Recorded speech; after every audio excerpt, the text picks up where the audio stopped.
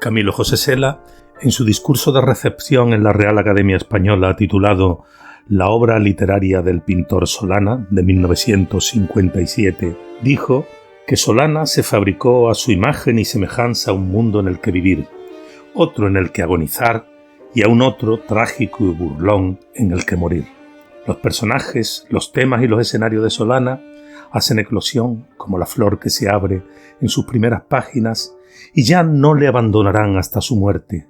Sus chulos, sus criadas, sus mendigos, sus sacamuelas, sus charlatanes, sus boticarios, sus carreteros, sus pellejeros, sus modistillas, sus horteras, sus soldados, sus organilleros, sus criminales, sus cajistas, sus monstruos, sus enfermos, sus encuadernadores, sus verdugos, aquellos verdugos que, vaya por Dios, iban perdiendo la afición, sus chalequeras, sus peinadoras, sus tullidos, sus traperos, sus curas, sus zapateros y sus cigarreras, toda la abigarrada fauna ibérica de la que quiso rodearse formó, en apretadas filas, en compacto y bullidor batallón tras Solana que gozaba, como un niño que descubre que se inventa el mundo, sabiéndose escoltado por tan fiel y saltarín y entrañable guiñol de cristovitas de carne y hueso. José Gutiérrez Solana era 5 años más joven que Picasso y perteneció a la generación posterior a Zuloaga, y aunque no es muy conocido, fue escritor además de pintor. Nació en Madrid casualmente, pues sus padres, indianos, procedían de Cantabria, pero en la capital vivió buena parte de su vida y adquirió fama de personaje singular. Al parecer, ciertos trágicos sucesos de su infancia marcaron su carácter y su obra, llegando a ser conocido como el pintor de la España negra. Quizás porque vino al mundo un 28 de febrero en Madrid, domingo de carnaval, acompañado de los gritos y algaradas callejeras, uno de los temas que marcaría toda su vida y a los que se dedica compulsivamente en escritos y pinturas es al carnaval. Sus carnavales no son los celebrados en casinos o en lugares elegantes, son los que se viven en los arrabales, los más míseros, como decía Gómez de la Serna. Todos parecen divertirse como locos, la verdad es que se divierten como si tuvieran ya la categoría final, como muertos, y es que la muerte es tal vez la principal obsesión de nuestro artista. Sin duda, uno de los aspectos más reconocibles de la extravagante producción de Solana es la pintura de máscaras y la mirada descarnada del paisaje rural y suburbial. Las escenas en ambientes sórdidos y miserables, incluso cuando recrea acontecimientos burlescos, como en esta representación de una fiesta popular. La pintura de Solana es una notable heredera de la tradición expresionista barroca y, cómo no, del tremendismo goyesco. En Entierro de la Sardina, 1912, remite de nuevo a Goya, lo macabro y al mundo de las máscaras de Ensor, con quien comparte un aire surreal y alucinado. Los carnavales de pueblo que pinta Solana presentan un aspecto muy diferente de los que se desarrollan en la ciudad, a los que sin duda quieren emular. Sus personajes son reales, deformados simplemente por el uso de la máscara. Con rudos atuendos y caretas elementales, aparecen como figuras grotescas. Carnaval en un pueblo es una composición sencilla con 3 escenas: la gente del pueblo, la aldea y el paisaje que cierra la composición. Utiliza colores puros, especialmente el blanco, consiguiendo así viveza y luminosidad en los personajes. En el centro, las miradas confluyen en el diablo de rojo. Los personajes se recortan sobre el verde de la pradera y sobre el fondo de las casuchas de piedra. Aunque se desconoce el año exacto en que fue realizada la obra, los críticos entienden que fue pintada en la década de los años 30.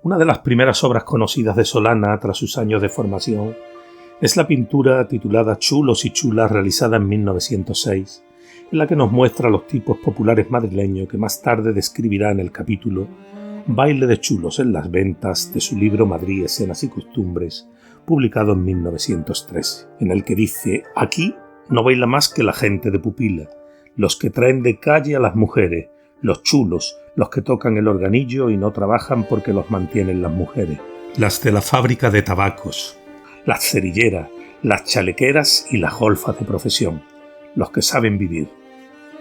Solana pinta un país de criadas, de fiestas populares, de ambientes de taberna, de locales de prostitución, escaparates, mataderos, coristas, puertos, una España de muertos, de esqueleto que parecen salir de fiesta unas veces, mientras que otras dan una imagen perturbadora e inquietante. Las mujeres que aparecen, como todas las que pinta Solana, son rudas, no son especialmente hermosas, carecen de atractivo, son anónimas y solo se identifican por el trabajo que realizan. Solana sentía simpatía y admiración por las mujeres más desfavorecidas de la sociedad.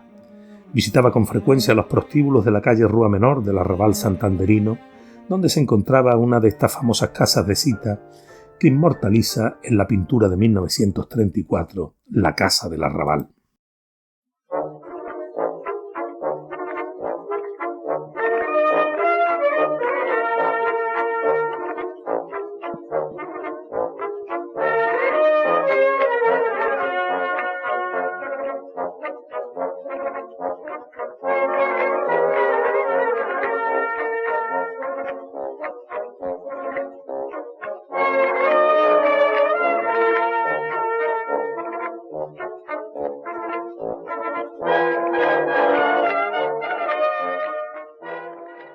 Nuestro pintor hace del mundo de los toros uno de los elementos claves de su pintura.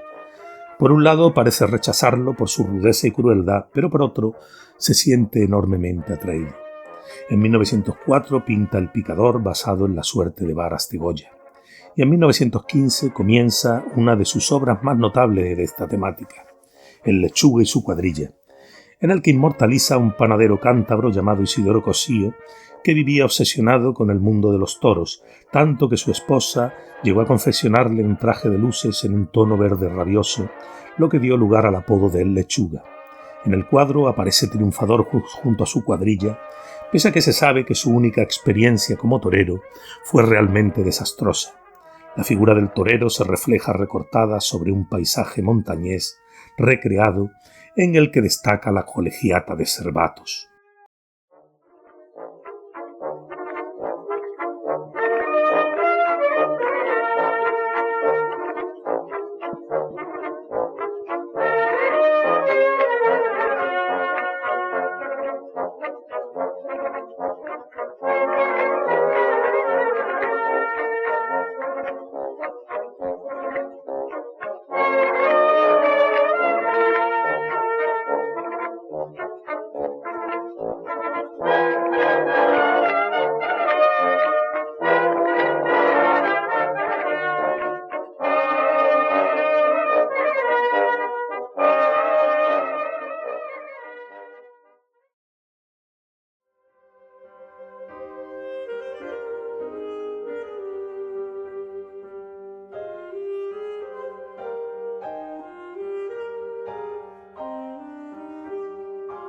En El desolladero se retrata la parte más oscura del universo taurino, expresando la crueldad y dureza de la fiesta a través de la muerte del toro y de los caballos, igual que hizo en el escrito del mismo título una puerta ancha y fuerte pintada de rojo, como la barrera que comunica con el ruedo es la del toril.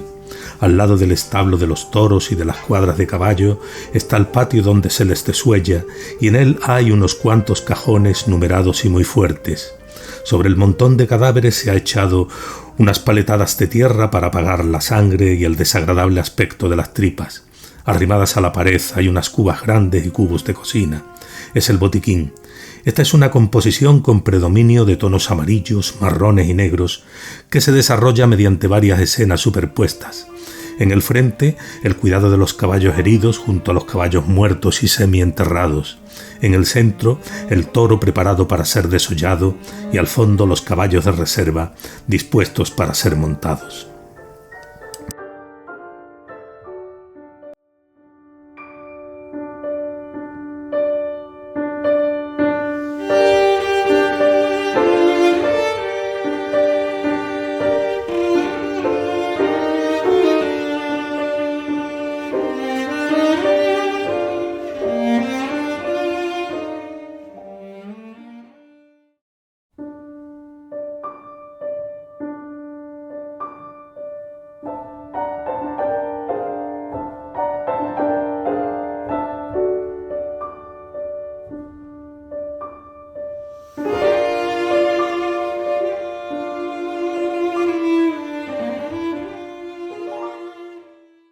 La muerte, de una u otra forma, explícita o implícitamente, siempre está presente en la obra de Gutiérrez Solana. En El fin del mundo, pintado sobre 1932, Solana acomete una de sus obras más ambiciosas, no solo por el gran número de figuras representadas, sino porque trata de reflejar el dramatismo de los personajes enfrentados a la muerte, al pecado y su posible castigo.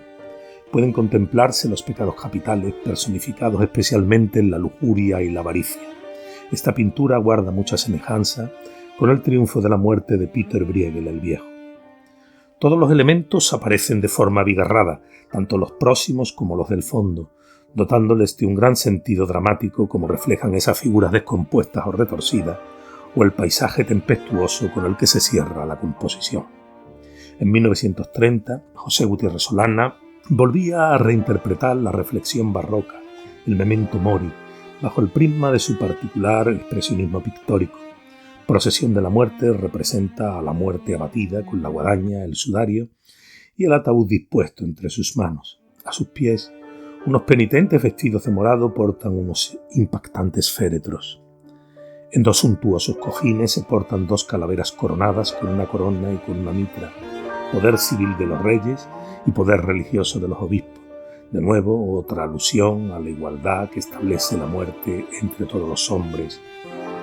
El espejo de la muerte, obra anterior de 1929, de nuevo lleva a cabo una apoteosis de lo macabro mezclando realidad y fantasía. Aquí hay una mujer vestida de muñeca que abre un baúl de donde sale una calavera y el esqueleto de un niño. En el espejo del fondo no se refleja nada, indicador de que quien contempla esto no está vivo. Esta obra es tremendamente simbólica.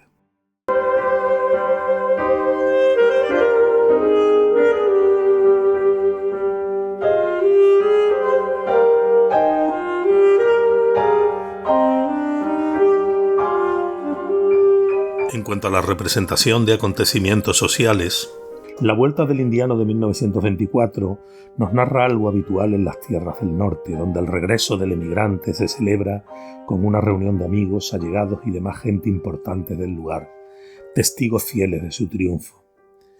Como si de una instantánea fotográfica se tratara, representa el suceso creando una atmósfera mortecina, casi fantasmagórica.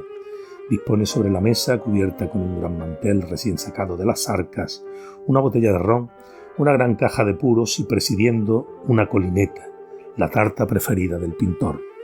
Pinta a los personajes en el momento del brindis, tras haber relatado sus duras vivencias. En la obra La visita del obispo presenta una disposición similar. Los protagonistas se sitúan en semicírculo en torno a la figura que constituye el eje de la escena, dejando una especie de espacio abierto vacío, que es la otra mitad del círculo, en el primer plano del cuadro, a través del cual se establece la comunicación entre los personajes y el espectador. El obispo se sitúa en el centro de la obra, se le encumbra por encima de las demás cabezas y se le corona con el espejo oval que remata su figura. El hieratismo de todos los retratados contribuye a recrear una atmósfera opresiva y un tanto autoritaria.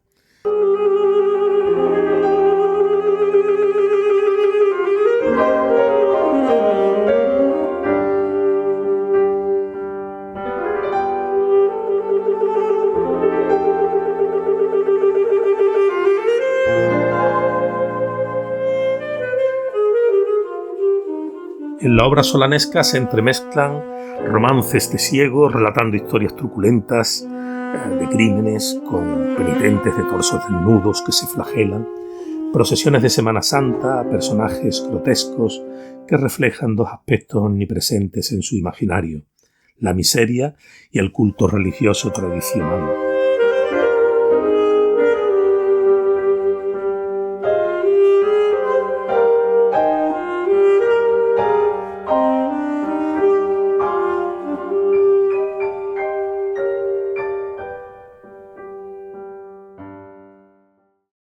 Gregorio Marañón, en el discurso de contestación al de ingreso de Sela en la Real Academia, habla del sinestrismo de Gutiérrez Solana. El sinestrismo, decía Marañón, es distinto de lo que hoy se llama tremendismo. El sinestrismo es una actitud nativa del espíritu y no de los ojos.